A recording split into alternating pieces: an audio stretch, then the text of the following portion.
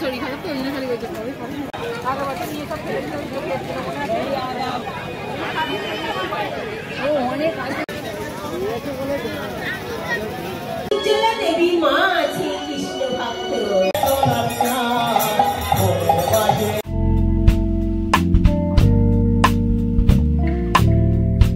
নমস্কার বন্ধুগণ, সবাইকে চ্যানেলে স্বাগত জানাই। আজকে আপনাদের নিয়ে হাজির হয়েছি সোশ্যাল মিডিয়ায় ভাইরাল হওয়া একসময় বিখ্যাত দক্ষিণবঙ্গের ডুয়ার্স বা ওরফে ঝালুয়ার বেড়। চলুন আজকে এই ঝালুয়ার বেড়ের প্রকৃত সত্য আপনাদের সামনে নিয়ে আসা যাক, যেটা ঝালুয়ার স্টেশনে বর্ষার সময় কোনো এক ফটোগ্রাফার ছবি তুলে ভাইরাল করেছিল যে দক্ষিণবঙ্গের ডুয়ার্স। আসলে সেটা না, এটা একটি গ্রাম যেখানে সরস্বতী নদীর চড়ায় বিশাল চাষাবাদ হয় এবং সেখানে এক শ্রী শ্রী গৌরাঙ্গ মঠ আছে, যার আজকে বার্ষিক উৎসব। সেই বার্ষিক উৎসবে আমরা আজকে হাজির হয়েছি।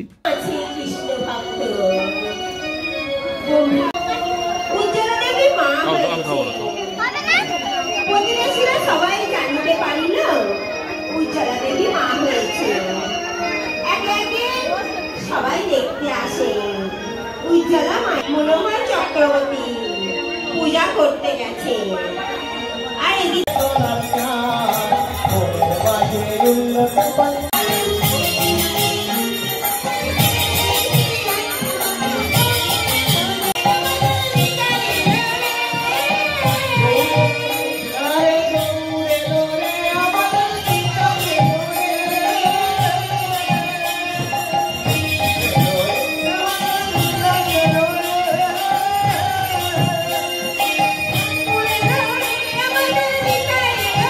এই ঝালুয়াবেড় স্টেশনটি দক্ষিণ পূর্ব রেলের হাওড়া আমতা শাখায়।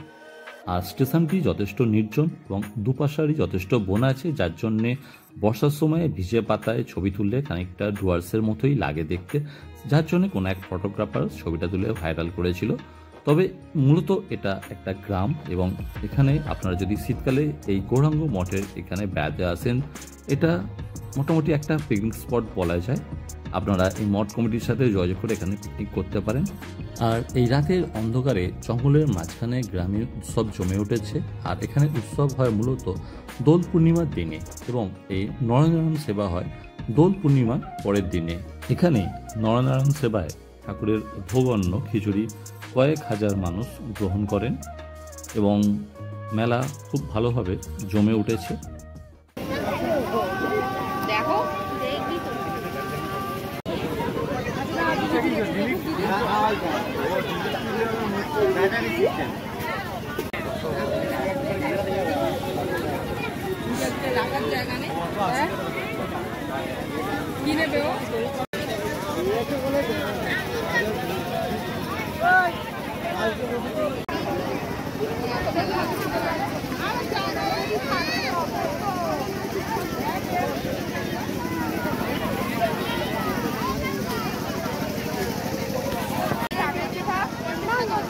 না এই ওই ট্রেন গাড়ি ওর ঘরে নেই, সবুজ কালারের ওই বাক্স মোড়া যেগুলো ব্যাটারি দিয়ে ফিট করতে হয়।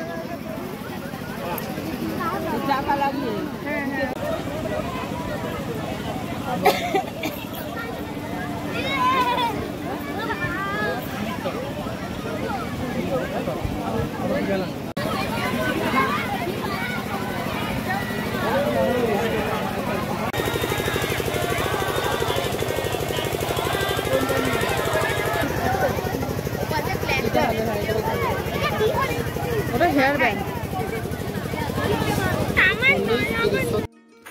এখানে আসতে হলে আপনাদের মূলত দক্ষিণ পূর্ব শাখার হাওড়া থেকে আমতা ডিভিশনের ট্রেন ধরে অর্থাৎ আমতা লাইনের ট্রেন ধরে ঝালুয়ারপাড় স্টেশনে নামতে হবে।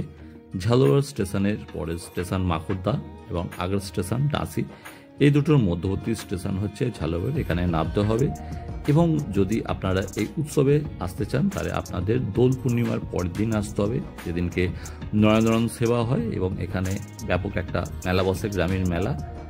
আর মূলত এটা পিকনিক স্পট হিসাবে শীতকালেই ভালো লাগবে, কেন চারিদিকে প্রচুর চাষের সবুজের সমারোহ থাকে, কেন পাশে সরস্বতী নদীর চড়া, তাতে বিভিন্ন ধরনের শীতকালীন সবজির চাষ থাকে, যেটা নয়াবিরাম দেখতে লাগে, চোখ জুড়িয়ে যায়।